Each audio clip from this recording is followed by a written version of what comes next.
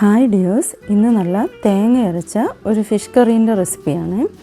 ഇതിനായിട്ട് കുറച്ച് തേങ്ങ, ഒരു 3-4 ചെറിയ ഉള്ളി, ഒരു 1/4 ടീസ്പൂൺ മഞ്ഞൾപ്പൊടി, പിന്നെ മുളക് പൊടിയും മല്ലിപ്പൊടിയും കൂടെ ഒരുമിച്ച് വറുത്തതാണ്. ഇത് മുളക് പൊടി 2 ടീസ്പൂൺ എടുക്കുകയാണെങ്കിൽ 1 ടീസ്പൂൺ മല്ലിപ്പൊടി ആ കണക്കിനാണ് വറുത്തെടുത്തിട്ടുള്ളത്. ഇതിലേക്ക് ഒരു 1/4 ടീസ്പൂൺ ഉലുവാപ്പൊടി, പിന്നെ ആവശ്യത്തിന് കറിവേപ്പില, പിന്നെ ഇതിൽ മെയിനായിട്ട് ചേർക്കുന്നത് ഇതുപോലൊരു 3-4 മുളക് നന്നായിട്ടിങ്ങനെ വറുത്തെടുത്തത് ഇതിലോട്ട് ചേർത്തിട്ട് നമുക്ക് നന്നായിട്ട് അരച്ചെടുക്കാം.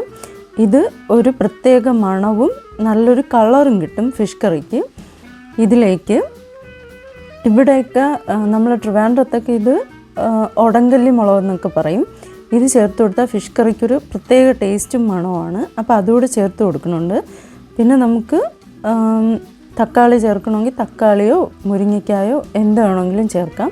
ഇതും കൂടെ ചേർത്തിട്ട് അരച്ച മിക്സും കൂടെ ചേർത്തിട്ട് ആവശ്യത്തിന് പുളിയും കൂടെ ചേർത്തിട്ട് നമുക്ക് നന്നായിട്ട് മിക്സ് ചെയ്തെടുക്കാം. ആവശ്യത്തിനുള്ള ഉപ്പും കൂടെ ചേർത്ത് കൊടുക്കാം.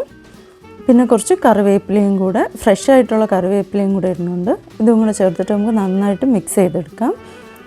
ഇത് നമുക്ക് അടുപ്പിൽ വെച്ചിട്ട് ചെറിയ തീയിൽ നന്നായിട്ട് വേവിച്ചെടുക്കാം. ഫിഷ് ഇങ്ങനെ ഒന്ന് തിളച്ച് കഴിഞ്ഞാൽ കുറച്ച് ചെറിയ കനലിലിരുന്ന് വേവുമ്പോൾ ഒരു പ്രത്യേക ടേസ്റ്റാണ്. ഇതിലേക്ക് ഞാൻ ചെറുതായിട്ടൊന്ന് കടുക് വറുത്തുകൂടെ ഇടുന്നുണ്ട്.